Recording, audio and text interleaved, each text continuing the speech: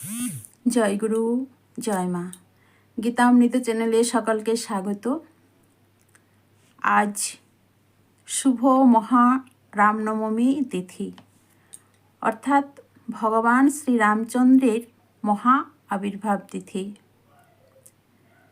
যিনি ভগবান বিষ্ণুর সপ্তম অবতার। তাই রামনবমী খুবই গুরুত্বপূর্ণ একটি তিথি।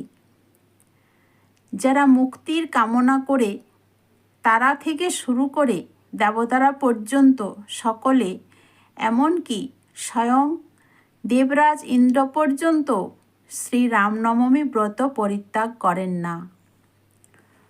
সুতরাং সকলে সর্বান্তকরণে এই রামনবমী ব্রতের অনুষ্ঠান করে সকল পাপ হতে মুক্তি লাভ করতে পারেন।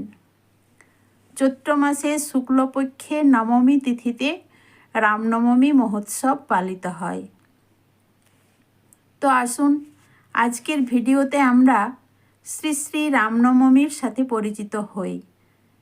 তবে তার আগে আমার পরমারাধ্য গুরুদেব ঠাকুর নিগমানন্দ পরমহংসদেবের রাতুল চরণযুগলে জানাই অনন্ত কোটি ভক্তিপূর্ণ প্রণাম ও ভগবান শ্রীরামচন্দ্রের চরণেও জানাই অনন্ত কোটি ভক্তিপূর্ণ প্রণাম। তো ত্রেতা যুগে সুরজ নদীর তীরে কৌশল রাজ্যে অযোধ্যা নগরে মহারাজ দশরথ ও মাতা কৌশল্যার গর্ভে রঘুকুল আলোকিত করে শ্রীরামচন্দ্র রূপে এই ধরায় পাপীদের বিনাশ করতে আবির্ভূত হন। ত্রেতা যুগে রাবণ সহ বিভিন্ন রাজাদের অত্যাচারে পৃথিবীবাসী অতিষ্ঠ হয়ে পড়েছিল। শুধু পৃথিবীর বাসিন্দা নন, স্বর্গের দেবতারা পর্যন্ত উদ্বিগ্ন ছিল। যে কারণে তারা সেই পরিস্থিতি থেকে উদ্ধার পেতে ভগবানের নিকট প্রার্থনা করেছিলেন।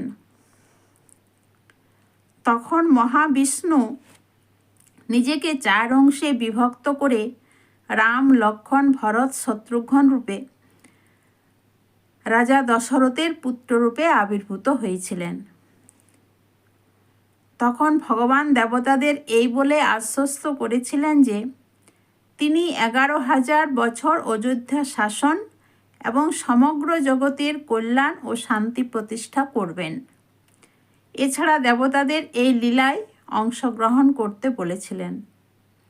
তাই রামলীলায় ব্রহ্মা জম্মুমান রূপে, ইন্দ্র বালি রূপে, সূর্যদেব সুগ্রীব রূপে, এভাবেই দেবতারাও ভগবান শ্রীরামচন্দ্রের লীলায় অংশগ্রহণ করেছিলেন। আর মহাবিষ্ণু নিজেকে 4 অংশে বিভক্ত করে রাজা দশরথের পুত্ররূপে আবির্ভূত হয়েছিলেন। এই 4 অংশ হল ভগবান শ্রীরাম ও তার 3 অংশ অবতার শ্রী লক্ষ্মণ, ভরত ও শত্রুঘ্ন। রাজা দশরথ ও কৌশল্যার পুত্ররূপে রাম আবির্ভূত হন। তার 2 ঘণ্টা পর কৈকেয়ীর পুত্ররূপে ভরত ও 2 দিন পর সুমিত্রার গর্ভসিন্ধু থেকে লক্ষ্মণ ও শত্রুঘ্ন আবির্ভূত হন। তো বর্তমানে রামনবমী সমস্ত জাতি ও সম্প্রদায়ের মধ্যে ছড়িয়ে পড়েছে। প্রাচীন হিন্দু, জৈন, বৌদ্ধ ধর্মগ্রন্থেও শ্রীরামচন্দ্রের উল্লেখ আছে। এই দিনে অশুভ শক্তিকে বিনাশ করে শুভ শক্তির প্রতিষ্ঠা করা হয়।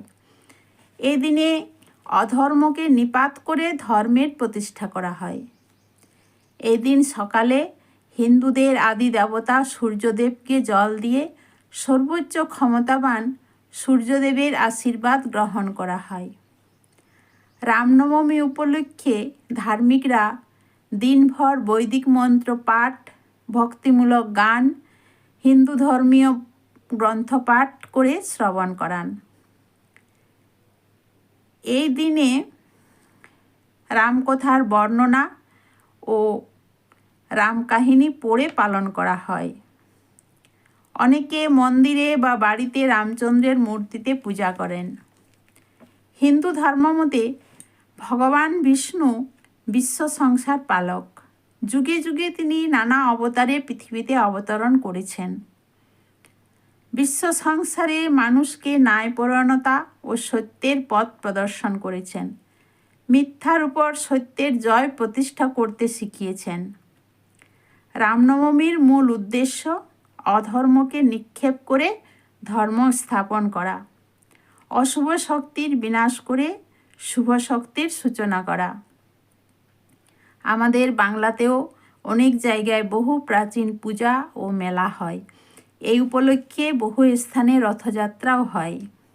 সবাইকে শুভ রামনবমীর প্রীতি ও শুভেচ্ছা জানাই। জয় শ্রীরামচন্দ্রের জয়, জয় শ্রীরাম। তো আজকের ভিডিও এ পর্যন্তই। সকলে ভালো থাকবেন, সুস্থ থাকবেন, আনন্দে থাকবেন। জয় গুরু, জয় গুরু, জয় মা।